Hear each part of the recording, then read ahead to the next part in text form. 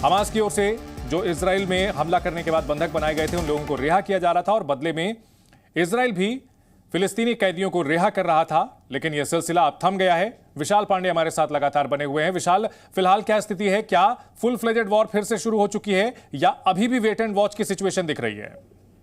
देखिए, अभी थोड़ा इंतजार इस बात का है क्योंकि आईडीएफ की तरफ से दावा किया गया कि हमास ने रॉकेट फायर किया है और इजराइल इसके जवाब देने की भी तैयारी पूरी तरह से कर रहा है। हालांकि इजराइल की तरफ से पहले ही साफ कर दिया गया था कि युद्ध विराम पूरी तरह से नहीं किया गया है, ये सिर्फ अस्थायी युद्ध विराम है ताकि जो बंधक हैं उनको रिहा कराया जा सके। लेकिन आज इस अस्थायी युद्ध विराम की शर्तों का उल्लंघन किया गया है। हमास की तरफ से इजराइल की सीमा में रॉकेट से फायर किया गया, तो जाहिर तौर पर इजराइल की तरफ से इसका जवाब दिया जाएगा। हमास के जो आतंकी ठिकाने हैं जहां पर हमास के आतंकी छिपे हुए हैं, जहां से रॉकेट फायर किया जा रहा है, उन इलाकों में इजराइल की तरफ से हमला किया जा सकता है क्योंकि जो शर्त थे उसका उल्लंघन सबसे पहले यहां पर हमास की तरफ से किया गया। तो इस बात की विशाल हम आपको रोकना चाहेंगे। कुछ सीधी तस्वीरें आ रही हैं, वो आपको हम दिखा रहे हैं। एक बार फिर से धुएं का गुबार उठना शुरू हो चुका है।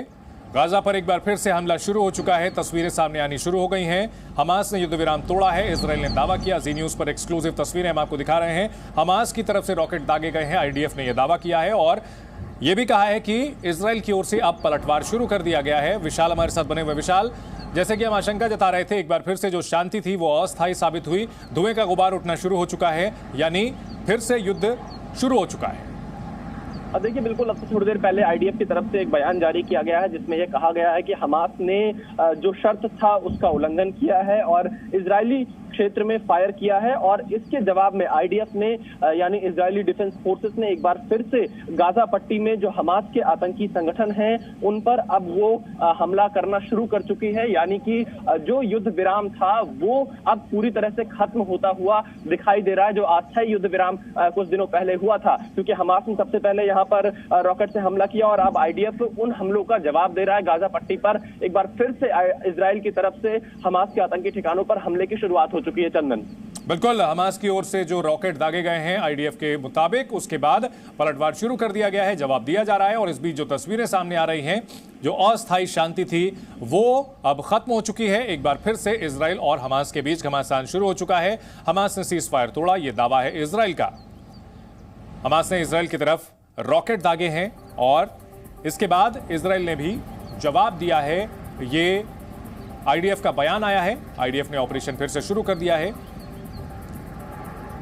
7 अक्टूबर को जिस तरह से हमास ने हमला किया था और 1000 से ज्यादा इजरायलियों की हत्या कर दी थी और उसके बाद से जो इजराइल का पलटवार था, लगातार ये घमासान चल रहा है। 15,000 से ज्यादा फिलिस्तीनियों के मारे जाने का दावा किया जाता है और इन सब के बीच जो बंधकों की रिहाई के लिए सीज फायर किया गया था, अब वो सीज फायर खत्म।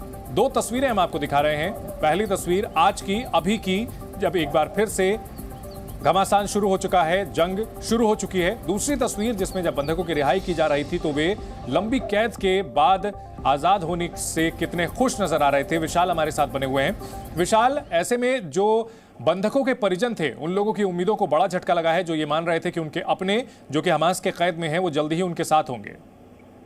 देखिए, बिल्कुल यहाँ पर ये उम्मीदों पर पानी जरूर फिरा है क्योंकि अभी तक पूरे जो बंधक हमास के पास थे उनकी रिहाई नहीं हो पाई है। अभी भी बड़ी संख्या में इजरायली नागरिक और कुछ विदेशी नागरिक हमास के कब्जे में हैं, जिन्हें छुड़ाने को लेकर ही ये अस्थायी युद्ध विराम हुआ था। लेकिन हमास की तरफ से आज इस युद्ध विराम का उल्लंघन किया गया, जिसके बाद से इजराइल ने भी अब गाजा पट्टी में हमास के आतंकी ठिकानों पर हमले की शुरुआत कर दी। आप सोचिए, 7 अक्टूबर से ये पूरा सिलसिला शुरू हुआ था और लोगों को इस बात की उम्मीद थी कि जब ये अस्थायी युद्ध विराम हुआ है तो उनके अपने उनके बीच पहुंच सकेंगे। हालांकि कुछ लोगों की रिहाई हुई है शर्तों के आधार पर, जब इजराइल ने फिलिस्तीनी कैदियों को रिहा किया और उसके बदले में हमास ने बंधकों को छोड़ा। लेकिन अभी भी बड़ी संख्या में बंधक हमास के कब्जे में है। इस बात की भी पूरी संभावना है कि हमास उनका इस्तेमाल करना चाहता है, उनको अपने पास बंधक बनाकर रखना चाहता है और इसीलिए शायद यहाँ पर हमास की तरफ से इसका उल्लंघन किया गया हो, क्योंकि हमास को इस बात का भी डर है कि अगर सभी बंधक छूट गए तो इजराइल पूरी तरह से